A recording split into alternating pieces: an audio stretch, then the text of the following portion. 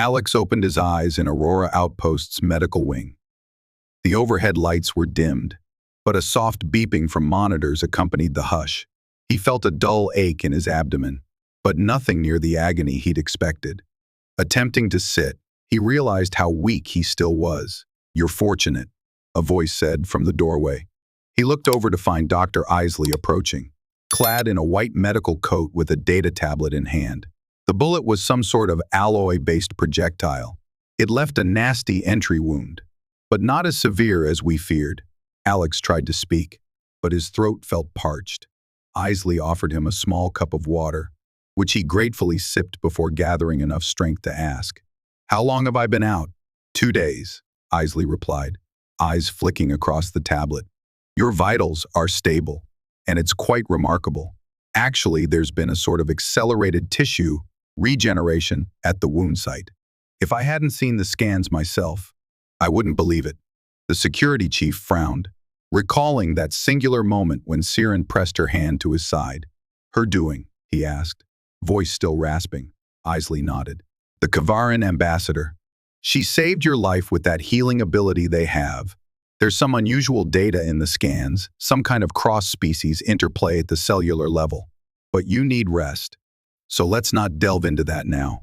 As the doctor left, Alex stared at the ceiling. A swirl of confusion and awe wrestled in his mind. The memory of that warmth refused to leave him, even now. He felt something akin to a slight buzz in his bloodstream, as if the healing energy lingered. He needed answers, but more than that. He wanted to see Syrin again, to thank her. His chance came sooner than expected. The following evening, after the staff declared him fit enough for visitors, Syrin entered the medical bay. Gone was the ceremonial robe she had worn at the summit. Instead, she wore a simple tunic of soft fabric, her luminous eyes fixed on him with concern. "I am glad to see you awake," she said softly. "Your medical staff has been diligent, yet they lack full understanding of our methods." He managed to swing himself to a sitting position on the edge of the bed. Though the pain was muted, a wave of dizziness made him grip the mattress. "That was some power you used," he managed. "You saved my life." She stepped closer, the gentle glow around her seeming to intensify under the overhead lights. "I did only what was necessary. Please forgive me if I intruded upon your being." "Intruded," he echoed, trying not to gawk. He remembered the jolt of warmth, the near euphoric sensation that lulled him toward unconsciousness. "You saved me. No forgiveness required." A faint smile curved her lips. "Our healing is not simple, Alex Carter. When I used it, I had to tap into your life force, and my own. In so doing, some part of your essence touched mine. This is not an insignificant thing for Kavaran." His brow furrowed. He could only imagine the complexities of her biology and the intricacies of her culture's perspective on healing. "Thank you. I owe you a debt I don't know how to repay." Her eyes flickered with an emotion he couldn't name. "If you must repay me, then ensure the peace talks continue. What happened at the summit is a grave sign of dissent among your people, or perhaps among ours. We must not let the violence end any chance of unity." Alex thought of the assassin's bullet, the chaos that had erupted. Tension still loomed, no doubt. With a groan, he rose to his feet, ignoring the protests of his muscles. "I'm the station's security chief. Ensuring safety is my duty, even if it comes to risking my life again. Let us hope it does not," Syrin whispered, gently placing her hand against his shoulder, where he could still sense a muted warmth emanating from her touch. "You are still healing. I can feel your energy shifting in subtle ways." He paused, unsure how to respond. The sense of connection sparked once more, reminding him of those mysterious cross-species energies. Something in his blood felt different, an undercurrent of new possibility, as though a doorway had opened in his cells. Moments later, Syrin left. Moving gracefully through the door, Alex stood alone, reflecting on how the lines of his life had irrevocably changed in that single moment he had leapt to protect her. The tension between their species might still boil, but he felt compelled to stand by her side, no matter the cost. In the days that followed, Aurora Outpost remained on high alert. Security personnel took shifts monitoring cameras, patrolling corridors, and screening new arrivals. The site of the attempted assassination, a polished dais in the main atrium, had been cordoned off for investigation. Yet the assassin remained elusive, no doubt lurking in some hidden corner of the station, or having slipped away to parts unknown. Alex Carter returned to his duties sooner than Dr. Isley recommended, driven by a blend of responsibility and restlessness. His side still ached, but each day the pain receded, replaced by a peculiar heat that burned steadily beneath his skin. He dismissed it at first, chalking it up to side effects from the wound. But then, there were the dreams, vivid, luminous dreams of a swirling cosmos, of half-whispered voices calling out in a language he did not understand. One morning, after a restless night, he examined himself in the mirror. His eyes appeared, altered. The irises, once a mundane gray, seemed flecked with faint specks of gold. When he looked closer, those flecks seemed to pulse in rhythm with his heartbeat. Alarmed, he tried to bury the thought, reminding himself that any outward sign of physical change might cause panic or suspicion. He needed more information, so he arranged to speak with Dr. Isley privately. They met in the medical wing's diagnostic suite, after hours, to avoid prying eyes. Isley conducted scans with handheld sensors that hummed and clicked with each pass over Alex's body.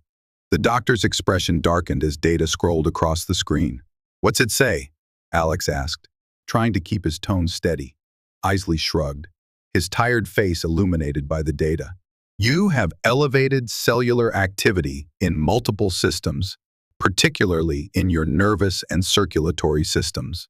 There's also some kind of morphological resonance in your genome, though I don't have a baseline for Kavaran genetics to compare it to."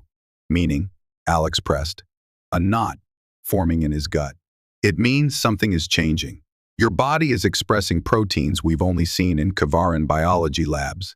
There's no record of a human possessing them.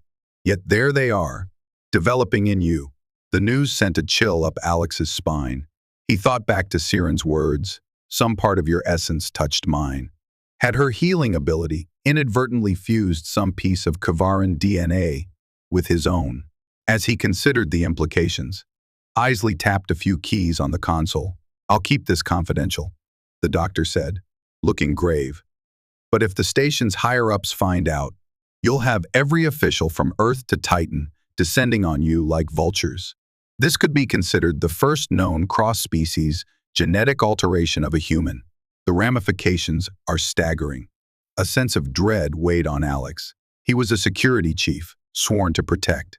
Now, ironically, he might become a subject of study, of fear, or of suspicion by both humans and Kavaran. The only solace he found lay in the memory of Syrin's gentle touch and the certainty that her intention was to save him, not curse him. He asked Isley to continue monitoring him, but to keep the data under wraps. For now, they would see how the changes progressed.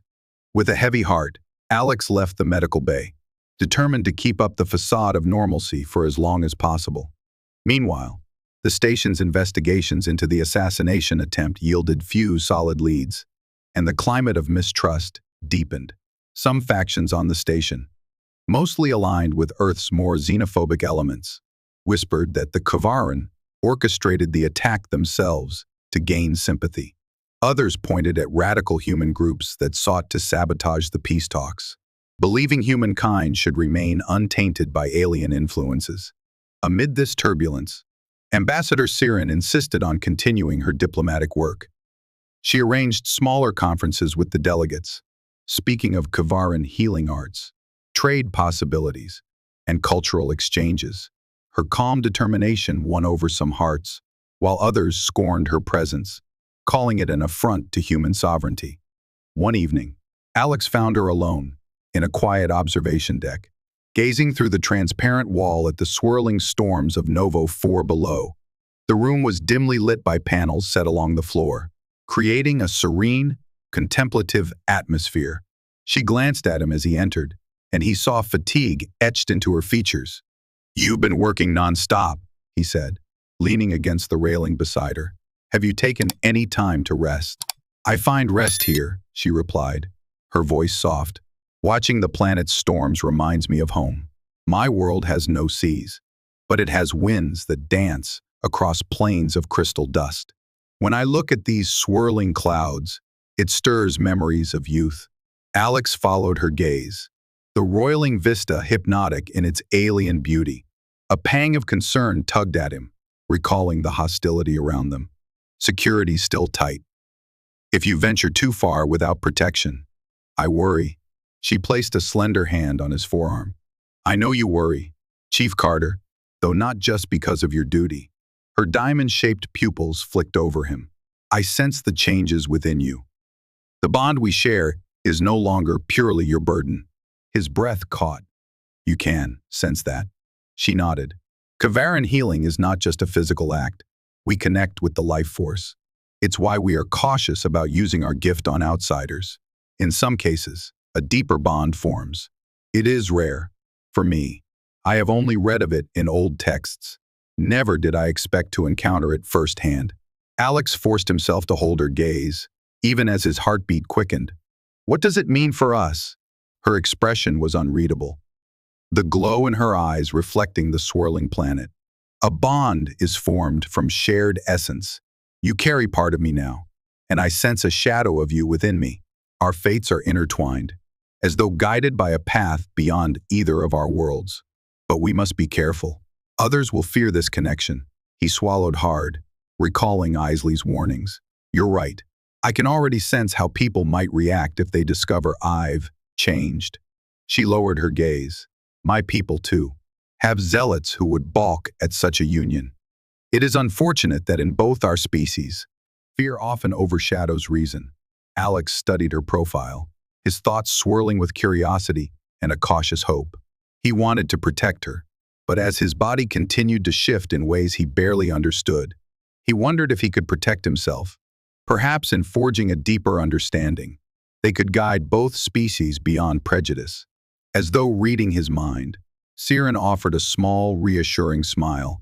We shall navigate these waters carefully, in time. The truth of our bond may reveal a greater destiny than we can imagine. Before either could speak another word, a chime from Alex's comm device signaled an emergency. He tapped the earpiece, hearing the frantic voice of one of his officers. Chief, we have a disturbance in the cargo bay. Armed suspects took a supply vessel hostage, claiming they'll sabotage the station's oxygen recyclers if their demands aren't met. We need you there immediately. Alex gave Syrin a curt nod. Stay here. Lock the observation deck behind me. I'll deal with this. She drew in a breath, clearly unsettled by the news. Be careful. With a final glance at her, he dashed into the corridor, mind racing. The station's tension had reached a boiling point, and he suspected the cargo bay incident was only the beginning of a larger, more sinister plan. Alex arrived at the cargo bay to find it sealed shut. A ring of security officers crouched behind crates, weapons drawn. Occasional bursts of static-laced shouting emanated from the hostage-takers inside. Sergeant Kwan, a veteran officer with cropped hair and a grim set to her jaw, updated Alex on the situation. They forced open the auxiliary entrance and seized control of a supply vessel loaded with oxygen canisters for the station's recyclers. They threatened to detonate charges that would wipe out a significant portion of the bay's air supply. Alex surveyed the scene, scanning potential entry points and the layout. Demands. They're calling themselves the Purist Brigade. They want the station to expel all alien delegations and refuse any future talks with the Kavaran. Alex felt a flash of anger. With the fate of the summit in the balance, these radicals were prepared to risk countless lives to keep humans isolated. He took a deep breath, struggling to maintain composure. Have we opened negotiations? Kwan nodded. They won't talk to anyone but you. Chief, they said they know who you are, that you took a bullet Fort Hat alien. Alex gritted his teeth. The bullet might have been a badge of honor in some circles, but for the Purist Brigade, it made him a traitor. Steeling himself, he opened a channel to the cargo bay's intercom. This is Alex Carter, Chief of Security. I'm here. Let's talk. There was a crackle. Then a scratchy voice, male, edged with fanaticism. Chief Carter, you've been compromised by the alien. We don't trust you, but we know your name carries weight. Tell your superiors to eject all non-humans from Aurora Outpost, or we will sabotage the oxygen canisters. You and your precious Kavaran friend can suffocate in your own station. Alex pressed a hand to the earpiece, glancing at the readouts on a handheld scanner. The group was holed up near the loading ramp, behind stacks of crates. There were multiple hostages, hard to tell how many. If the purists had rigged explosives, a direct assault could turn catastrophic. Killing innocent people won't help your cause, he said, trying to keep his voice steady. Stand down, and we can discuss your demands peacefully. A derisive laugh echoed through the intercom. We're done discussing. This station, these talks, everything about it betrays the purity of the human race. You're letting them spread their tainted genes. Doesn't that bother you? Alex's jaw tightened as he recalled the changes in his own body, the new flecks of gold in his eyes. I've seen no threat from the Kavaran, only a willingness to share knowledge. Then you're blind, the voice spat. We have a timer set on these charges. 10 minutes until we blow the canisters. Either the aliens leave, or everyone here pays the price.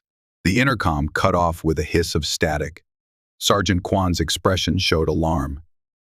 10 minutes. We need a plan, Alex calculated quickly. A direct firefight risked sparking the charges. Negotiations seemed unlikely to succeed. That left infiltration. Someone had to slip into the cargo bay unseen, disarm the explosives, and secure the hostages. Sergeant Kwan gestured to an upper maintenance hatch. We can get a small team through those ducts. It's tight, but possible. Do it, Alex said, motioning for two of the stealthier officers to follow Kwan. I'll keep them busy on comms. He then reopened the intercom. Let's calm down. Don't do anything drastic. No reply. As the clock ticked, sweat beaded on Alex's brow. He could sense the tension mounting, a dull roar in his ears. Then, unexpectedly, a quiet presence moved behind him. He turned to find Syrin there, stepping softly among the stacked crates. You shouldn't be here, he whispered. I sensed your distress, she replied, her voice hushed. I can help. His first instinct was to protest, but he also knew her healing gifts could be vital if anyone was injured. The next moment, a sudden movement drew his attention. A cargo drone, perhaps hacked by the purists, lurched to life, drifting through the open bay door. It wobbled in the air, suspiciously loaded with crates that might hold explosives. Everyone, down, Alex shouted. The security team scattered, bracing behind cover. The drone beeped as though scanning for targets. Syrin, refusing to cower, stepped forward, raising a hand. A faint glow surrounded her. The same warmth Alex recognized from before. He felt, almost telepathically, a surge of energy rolling through the air when the drone unleashed a small but potent explosive charge. Syrin's aura pulsed in response. The blast was partially deflected, sparing the team from its full force, though the concussion sent Alex skidding across the polished floor, ears ringing, smoke billowed, and the drone crashed in a shower of sparks. Gasping, Alex scrambled to his feet. Syrin, he called. Through the haze, he saw her crouched among the twisted remains of a metal railing, battered but alive. Relief washed over him, and he rushed to her side, supporting her as she stood. Her eyes fluttered open, the glow within them dimmer than usual. I can't do that often, she managed, leaning against him, energy spent. He gave her a quick nod, guiding her behind better cover. Stay here, he urged. I have to see if Kwan's team disarmed the charges. Before she could protest, he slipped toward a side corridor that led to an upper balcony overlooking the cargo bay. Glancing at his watch, he saw they had mere minutes. He kept low, creeping along the catwalk. A single figure stood below, wearing a ragged jacket and brandishing a pulse rifle. Alex aimed carefully with his sidearm, firing a stun projectile that dropped the extremist with a yelp of surprise. Reaching the far side, he peered through the gloom to see Sergeant Kwan and her team exchanging gunfire with another group of radicals. The hostages cowered behind crates, their hands bound. As carefully as he could, Alex crouched behind a utility console, scanning for the location of the explosive charges. His earpiece crackled. "Chief, we've neutralized 2 charges. There's at least 1 more near the oxygen canisters," Kwan reported. A sense of urgency clawed at Alex. Taking a deep breath, he vaulted over the catwalk railing, dropping into a crouch on the deck below. The movement sent a pang through his still healing side, but he ignored it. His vision seemed oddly sharper than usual. In the dim lighting, he picked out the faint red glow of a countdown device strapped to a row of canisters. He rushed forward, pulse hammering. Shots whizzed past, but a rush of energy coursed through him, far beyond the adrenaline he knew from battle. His movements felt faster, more agile. Reaching the canisters, he fumbled for the access panel on the device, punching in commands to try to halt the timer. It refused to deactivate. The extremist had set a complex code. He cursed under his breath. Glancing at the ticking readout, less than a minute remained. By then, another radical spotted him and took aim. Before Alex could react, a pulse beam burned past his shoulder. He braced for a second shot, but it never came. Looking up, he saw Syrin standing behind the extremist, her hand outstretched. She unleashed a small surge of crackling energy that knocked the attacker unconscious, though it clearly drained her further. "Alex," she gasped, stumbling. "The device," he nodded, focusing on the screen. With seconds to spare, he yanked a portable disruptor from his belt, jammed it against the device's electronics, and triggered an electromagnetic pulse. The lights on the timer flickered and died, the countdown halting at 2 seconds. For a moment, both of them simply stared at the dormant charge, hearts pounding in unison. Then, at last, the cargo bay erupted with the triumphant shouts of the security team. They had the Purist Brigade pinned down, hostages freed, weapons confiscated. The crisis was over. Alex turned to Syrin, relief and gratitude flooding him. She looked exhausted, her luminous skin dimmed, yet a small smile touched her lips. "You keep risking your life," she murmured. His voice shook with lingering adrenaline. "I'm security chief. Comes with the job." She reached out, and for a breathless instant, they stood close. He could almost sense her heartbeat as a faint thrum in the space between them. Then, remembering they were surrounded by his team and frightened hostages, he stepped back. Still, the bond between them felt tangible, pulsing with shared relief. That night, after the Purist Brigade members were escorted to the station's brig, Alex found himself alone in his quarters. He peeled off his uniform, wincing at bruises. Crossing to the mirror, he stared at his reflection, heart pounding. Golden flecks swirled in his irises brighter, more noticeable. Tracing a fingertip across his forearm, he felt the faintest ridge of what looked like a pattern forming in his skin, as though a new layer of cells was weaving itself into a subtle design reminiscent of Kavaran artistry. The bond was accelerating. The thwarted hostage crisis only fueled tensions on Aurora Outpost. The media feeds buzzed with speculation. How had the Purist Brigade gained access to the cargo bay? Were there informants on the inside? Was the station's leadership compromised? An emergency council convened in the main conference hall. Human delegates, flushed with anxiety, demanded an explanation. Kavaran representatives insisted that if humans could not guarantee the safety of their envoys, they would terminate the summit. It was an uneasy standoff, with Alex Carter in the middle both literally and figuratively. Tension spiked further when rumors spread about how he and Ambassador Syrin had cooperated to subdue the terrorists. Some whispered that Alex displayed uncanny reflexes during the crisis, as though boosted by alien powers. A few delegates confronted him openly, demanding to know if he had formed some unnatural alliance. He denied nothing, but offered no details. In truth, he had only partial understanding of the changes in his own body. However, the station's commanding officer, Commander Reyes, insisted on a private meeting with him. In the commander's office, a stark room with glass partitions, that overlooked the docking bay, Reyes fixed him with a piercing gaze. "Chief Carter, I value your service and your bravery, but I need the truth. Is something unusual happening to you as a result of the Kavaran ambassador's intervention?" Alex, in dress uniform, stood at attention. He measured his words carefully. "Ambassador Syrin saved my life. Some aspects of Kavaran healing are not fully understood by our science. I'm under medical observation, but I can perform my duties." Reyes drummed his fingers on the desk. "This station is a pressure cooker. Carter, another incident could spark a diplomatic meltdown. The delegates are already questioning your impartiality." Alex felt a tightness in his chest. "I remain loyal to Aurora Outpost and the security of all delegates," he said. "Human, Kavaran, or otherwise," Reyes sighed. "Then prove it. Keep any anomalies quiet. If the political sharks smell blood, they'll tear you apart." With a curt nod, Alex left, feeling the weight of the station's future on his shoulders. If the delegates discovered he was slowly turning into something beyond human, panic would ensue. Yet the changes advanced each day, impossible to ignore. Meanwhile, Ambassador Syrin faced her own pressures from the Kavaran High Council. A coded transmission arrived from her homeworld, urging her to withdraw if threats continued.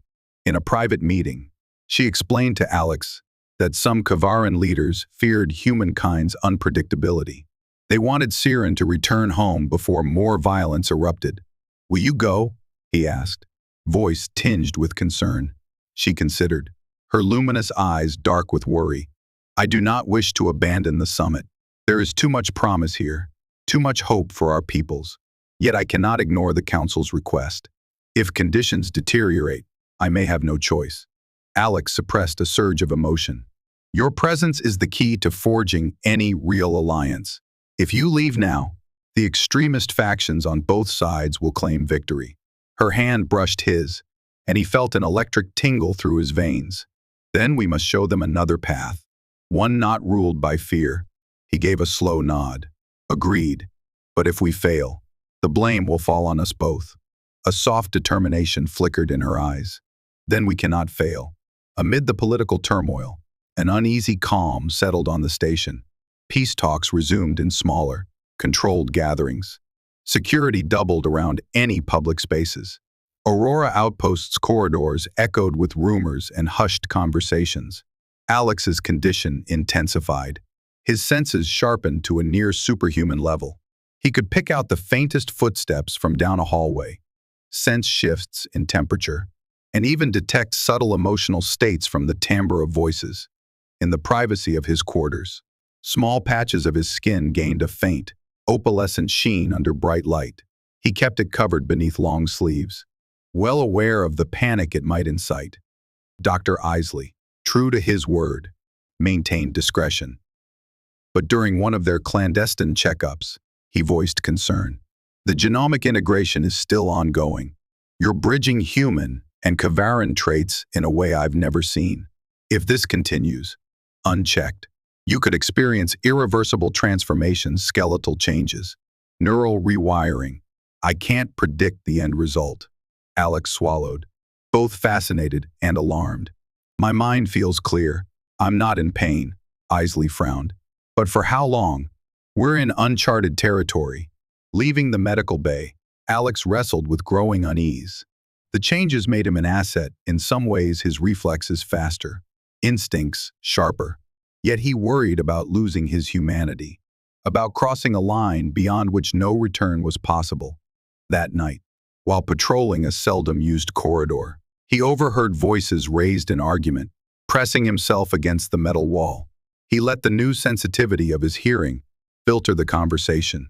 Two men in station uniforms stood near a vent, discussing something in hushed, urgent tones. "The Kavaran's presence here is unacceptable," one growled. "If we can't scare them off by force, we'll have to sabotage the entire summit." The second man nodded. "Word is Carter's compromised. Some say he's half alien now. Perfect scapegoat if something goes wrong." Alex felt his heart pound. Someone on the station security team was colluding with the Purist Brigade. The men's voices faded, as they moved off. He wanted to follow, but the corridor lacked sufficient cover, and he could not risk an open confrontation without backup. Instead, he slid quietly into a side chamber, committing their faces to memory. They were no strangers to him, Officers Hardy and Marrow. Both had spotless records on paper, but apparently harbored extremist sentiments. Alex grimly realized that the situation ran deeper than external saboteurs. The rot was within the station's own ranks. Bolstered by his discovery, Alex quietly alerted Sergeant Kwan, instructing her to keep a close eye on Officers Hardy and Marrow. However, proof of their intentions was needed if they were to be arrested. Kwan agreed to conduct a discreet investigation, while Alex prepared to intercept any moves the conspirators might attempt. In the meantime, whispers of an impending crisis swirled. Anonymous messages reached the delegates, warning them that a new wave of violence was imminent. The Kavaran grew uneasy, with some members of their delegation preparing evacuation plans. Human delegates argued over the station's security measures, or lack thereof. Through it all, Alex and Syrin grew closer. Though rarely alone together, their bond deepened with each shared glance, each fleeting touch. He confided in her about the changes to his body, showing her the subtle opalescent sheen on his arms. She, in turn, revealed more about Kavaran biology and their tradition of healing bonds. Kavaran have legends of the synergic bond, she explained one evening, taking a rare moment to sit in a deserted lounge. In ancient times, we believed we could merge our essence with that of another being, if the spirits of harmony deemed it so. It was said to break down the barriers of self. Alex studied her, enthralled. Are you saying we're living out one of your legends? A small, uncertain smile tugged at her lips. Perhaps. Or perhaps it is a scientific phenomenon we have yet to understand. Either way, it binds us closer than we may realize. I sense your emotions at times, like distant echoes. Does it trouble you? He paused, searching his own heart. It doesn't trouble me, but it's intense. I worry about the ramifications, about what happens if your people or mine find out. Syrin sighed, her gaze drifting to the starfield visible through the nearby window. We stand on a delicate threshold. The bond could be a symbol of unity for our worlds, or it could spark fear and condemnation. He reached out, lightly brushing her hand. The contact sent a surge of warmth through both of them. I only know I won't abandon you, no matter what the cost. She turned her hand, fingers intertwining with his. The moment was fleeting, yet profound, overshadowed by the hum of tension that pervaded Aurora Outpost. Then, an urgent tone chimed from Alex's comm device. It was Sergeant Kwan. Chief, you need to see this. I've been digging into Hardy and Marrow's data. They've been making unauthorized use of station cargo transport logs. Something big is being moved to Docking Bay 5 tonight. Alex exchanged a determined look with Syrin. Stay safe, he said softly. I'll handle this. She offered him a resolute nod. I will be ready if you need me. Docking Bay 5 lay in a quieter sector of Aurora Outpost, used primarily for smaller cargo vessels. Under cover of darkness, Alex and Kwan led a small team to intercept whatever scheme Hardy and Marrow were concocting. The lights in the bay flickered, casting long shadows across the crates and cargo lifters. At the far end, near a sealed hatch, two figures were busy with a cylindrical device, hooking it into a power conduit. Alex recognized them as Hardy and Marrow. Between them stood a container about the size of a torpedo, sleek and ominous. An uneasy chill crept over him. That container wasn't standard cargo. Team, fan out, he ordered in a hushed tone. We secure the perimeter first. But before his officers could move, a stray beam of light glinted off a reflective surface, catching Hardy's attention. We're compromised, the extremist shouted, yanking out a pistol and firing wildly. Chaos erupted.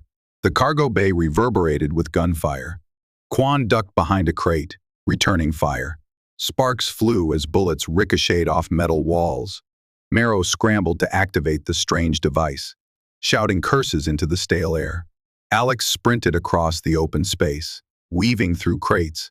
Hardy tried to track him, but Alex's enhanced reflexes kicked in. his senses hyper-focused. A swirl of possibility flooded his mind, letting him dodge each shot by millimeters. It was an uncanny experience, guided partly by human instincts, partly by some new, hybrid awareness. In a swift motion, he disarmed Hardy with a strike to the wrist, sending the pistol skittering across the floor. Hardy swung a punch, but Alex deflected easily, hooking an arm around the extremist's neck and pinning him to the ground. Marrow, meanwhile, finished activating the device. A sinister hum filled the air, growing louder by the second.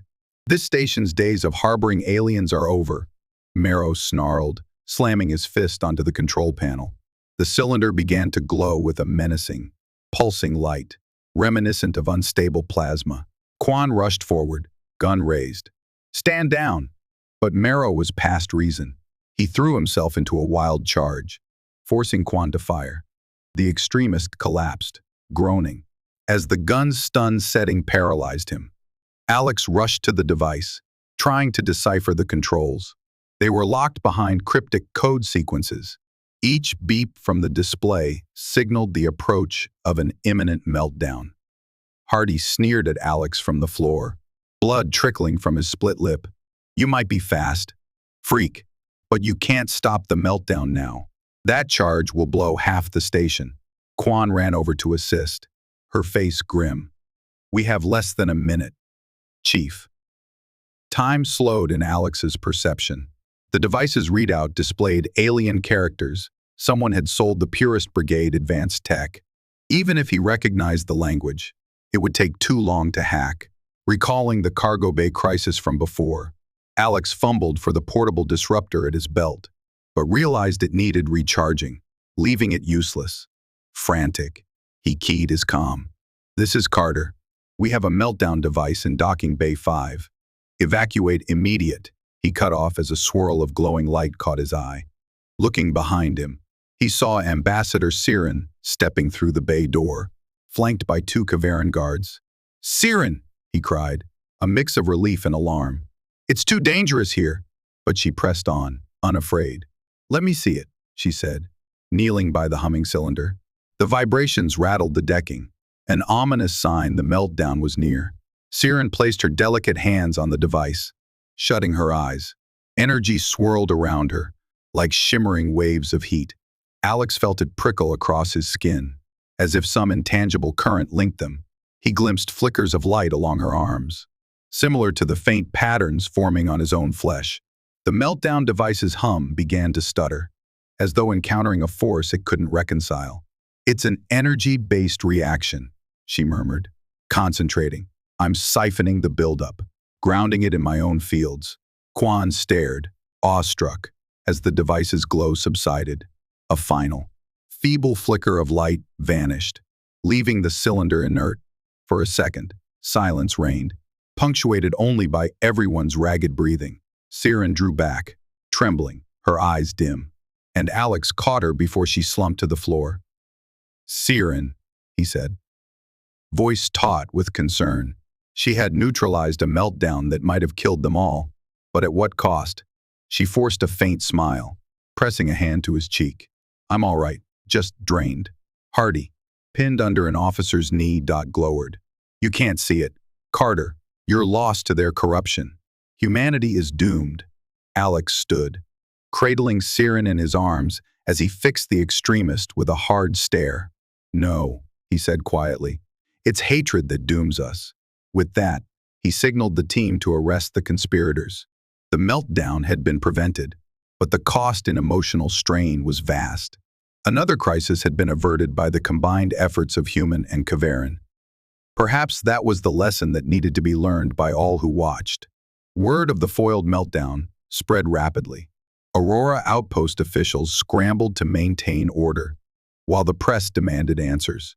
Commander Reyes hailed Alex for preventing a disaster, but warned him that certain sectors now questioned his divided loyalties, especially with the rumors of his altered biology becoming harder to dismiss.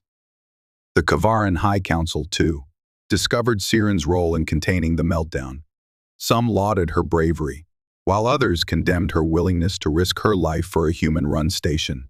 Syrin received a formal directive: return home at once or face censure. Her defiance caused a rift among the Kavaran delegation. Yet, for every critic, a supporter emerged, someone who saw the synergy between Alex and Syrin as a beacon of hope for interstellar cooperation. The station's civilian population grew intrigued by the rumors of a human-Kavaran bond, some hailing it as the next step in evolution. The swirling mixture of fear, curiosity, admiration, and suspicion placed Alex and Syrin at the heart of a political storm. Amid these tumultuous events, Alex's physical changes reached new milestones. The patterns on his skin darkened into faint geometric lines that glimmered under bright light. His hearing and vision surpassed normal human limits. In test after test, his reaction times and strength showed incremental gains, still subtle enough to hide from a casual observer, yet undeniable in a controlled environment. In private, Syrin attempted to guide him through the transformations, sharing meditative techniques from Kavaran tradition. Together they sat in quiet corners, eyes closed, focusing on the currents of energy within. When their hands touched, Alex sensed an intimate resonance, as though they shared a single heartbeat. The synergy soothed his anxiety, reminding him he was not alone in this evolution. Meanwhile, the station prepared for the final round of summit talks. One evening, in a hushed corridor, Commander Reyes cornered Alex, frustration evident in his stance. "The final negotiations are tomorrow," Reyes said. "The Kavaran Council is sending a special envoy to oversee the signing of a tentative alliance.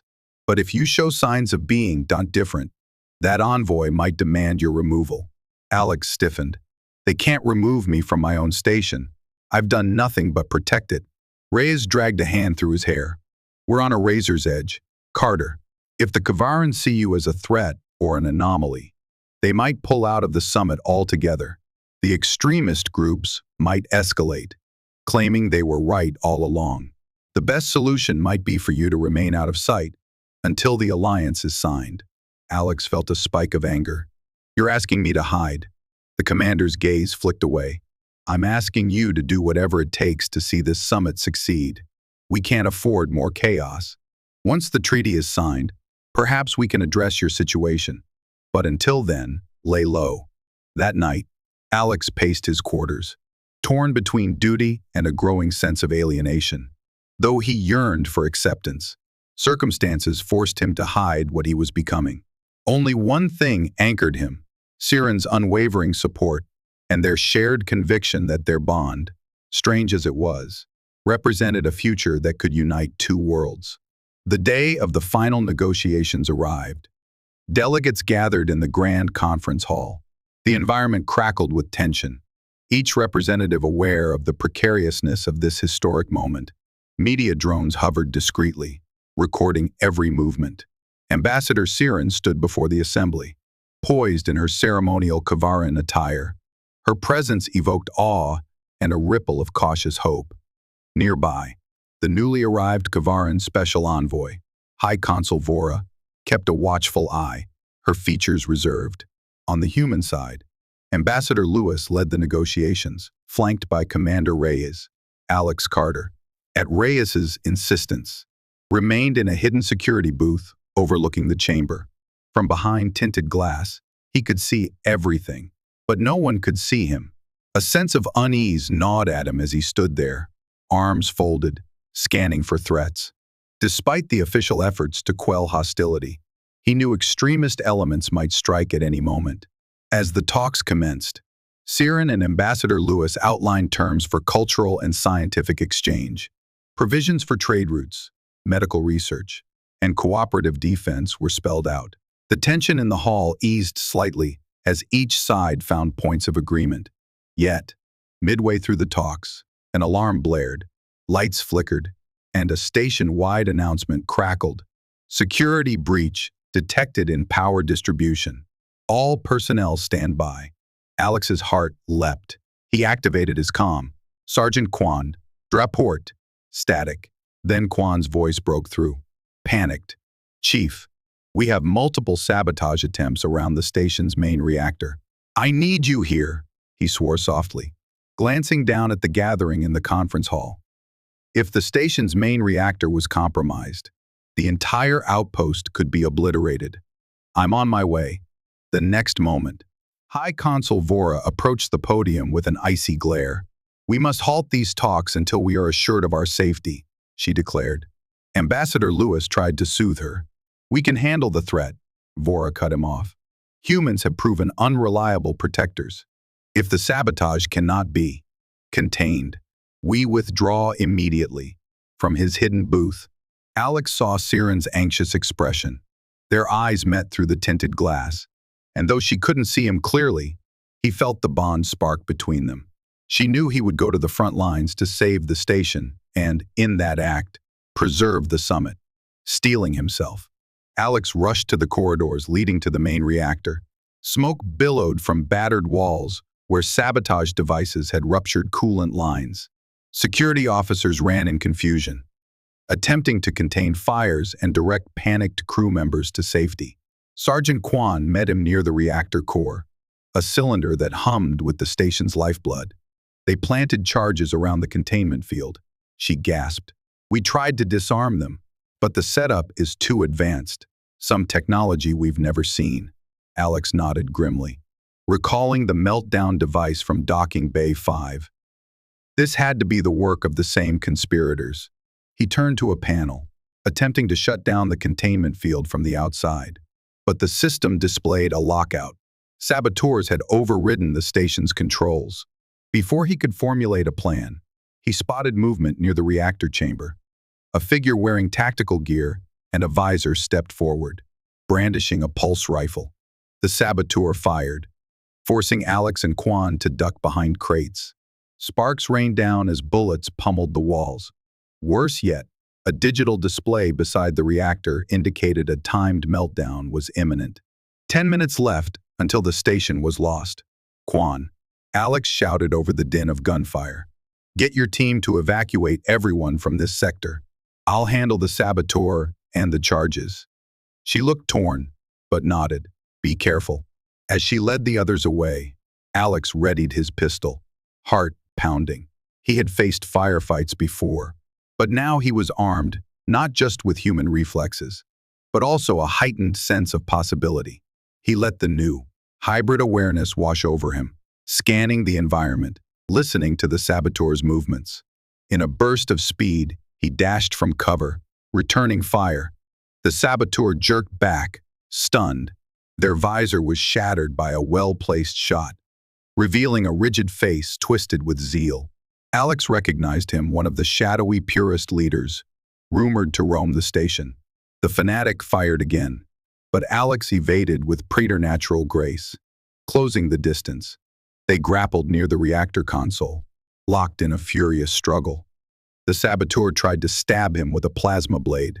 Alex twisted aside, feeling only a searing graze across his arm.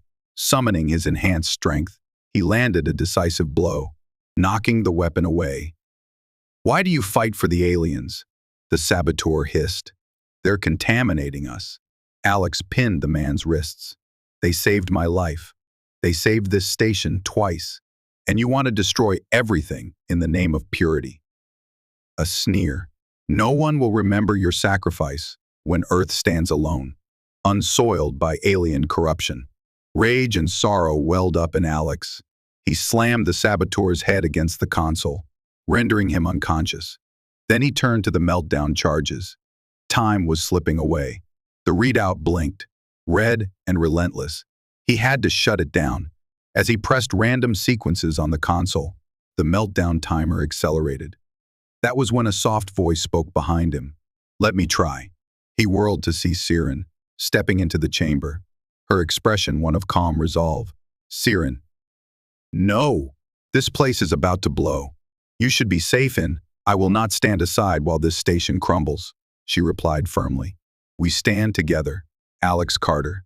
He swallowed back further protest as she moved to the console. Her hands glowed again with that faint aura. He felt the bond surge between them, a connection that steadied his nerves. She pressed her palms against the display, causing it to flicker. The meltdown device whined as though protesting her interference. Help me, she whispered. turning her gaze on him. Your energy, your essence, is entwined with mine. Focus on that synergy. Despite the chaos, the fires, the swirling alarms, Alex closed his eyes and reached for her hands. The moment he touched her, an immense, pulsing energy enveloped them both. He sensed his half-transformed cells resonate with her healing power, forging a conduit of raw potential. The console glowed with a bright, shifting array of colors as they poured their combined will into halting the reactor meltdown. Gradually, the readouts changed from flashing red to amber, then green. The hum of the reactor stabilized. The meltdown sequence canceled. A hush descended. Syrin trembled, leaning into him for support. He wrapped his arms around her, relief flooding every part of him. She looked up, diamond-shaped pupils shining with tears. We did it. Exhaustion threatened to overtake them both. But the crisis was over. The station was saved again by the synergy of human determination and Kavaran healing. The sabotage thwarted. Aurora Outpost's emergency alarms subsided. Crews set about repairing damage, while security forces secured the unconscious saboteur. The final meltdown attempt had failed, and with it, the extremist conspiracy crumbled. News of the reactor rescue spread like wildfire through the station. Delegates who had been on the verge of fleeing now spoke in hushed awe of how a human and a Kavaran had saved them all. Voices that once cried for isolation and distrust quieted, replaced by cautious acceptance. Perhaps, some dared to whisper, cooperation between these two species was not just possible, but a new destiny. In the conference hall, the negotiations resumed in earnest. High Consul Vora, though initially stern, could not deny the impact of Syrin and Alex's combined heroism. She observed them carefully, as though peering into an unexpected future. Commander Reyes addressed the assembly. We have witnessed extraordinary acts of courage and unity. In light of these events, I propose we reaffirm our commitment to a lasting alliance between humanity and the Kavaran people. Ambassador Lewis nodded, seconding the motion. All eyes turned to High Consul Vora. She rose, her robes shimmering under the overhead lights. The Kavaran High Council recognizes the bravery of Ambassador Syrin and Security Chief Carter. Though we have reservations about the blending of our species, we cannot ignore what their partnership has accomplished. Our council grants provisional approval for an alliance. A wave of applause rippled across the hall. With official documents prepared, the delegates signed the first binding agreement between the two civilizations. Camera drones hovered, capturing the historic moment, while the station's inhabitants breathed a collective sigh of relief. Behind the podium, Syrin caught Alex's eye. He smiled, a subtle gesture acknowledging the bond that underpinned this monumental achievement. Others might see them as an anomaly, a curiosity, but for them, it was a testament to what two worlds could accomplish together. Some days later, Aurora Outpost teemed with activity unlike any in its history. New trade agreements promised regular convoys between human and Kavaran territories. Scientific teams exchanged data. Cultural liaisons prepared exhibits showcasing art and artifacts from both worlds. The station's shops bustled with travelers eager to witness the dawn of interstellar cooperation. Alex Carter, still security chief, patrolled the corridors with renewed purpose. The extremist threats had been largely rooted out, though a few residual pockets of discontent lurked. Even so, the station pulsed with optimism for the future. His transformations had stabilized. He remained outwardly human in most respects, though the subtle glimmer of opalescent markings peeked through the skin of his forearms. His eyes shone with flecks of gold, and his senses, though enhanced, no longer felt overwhelming. Instead, they felt natural part of who he was. The bond with Syrin continued to flourish. In quiet moments, they explored the psychic resonance that allowed them to share feelings and even brief flashes of thought. Though they guarded this secret from all but a trusted few, the closeness it granted them was unparalleled. On a morning reminiscent of his first arrival at Aurora Outpost, Alex stood at the large observation window, gazing at Novo 4-4's swirling storms. Footsteps sounded behind him, light and graceful. He turned to see Syrin approaching, wearing a comfortable blend of Kavaran and human attire, symbolizing her role as a bridge between two worlds. She smiled, and the space between them seemed to glow. "We'll soon be traveling to Earth," she reminded him. "The next step in this exchange," he nodded, recalling how the newly signed alliance mandated shared research facilities. "I never thought I'd see the day when humans welcomed an alien embassy on Earth. But times change." Syrin moved closer, resting a hand on his arm. "You've changed, too. Yet you've lost none of who you are," he exhaled, remembering all the turmoil and pain, the bullets and sabotage, the near cataclysmic meltdowns. "I gained more than I lost," he said softly, meeting her luminous gaze. "That's what matters." She leaned in, their foreheads touching gently. Through the bond, he sensed her conviction, her hope for what lay ahead. They had weathered storms both literal and metaphorical, forging a path many once deemed impossible. Outside the station's windows, the swirling cosmos seemed to shine just a bit brighter, as though the universe itself recognized the significance of their union. In the face of hatred, they had offered cooperation. Against fear, they had shown courage. And by embracing each other's differences, they had ushered in the beginning of a radical new evolution, one that promised to unite, rather than divide. Thus, under the vast canvas of stars, Security Chief Alex Carter and Ambassador Syrin stood side by side, ready to face whatever challenges the future might bring.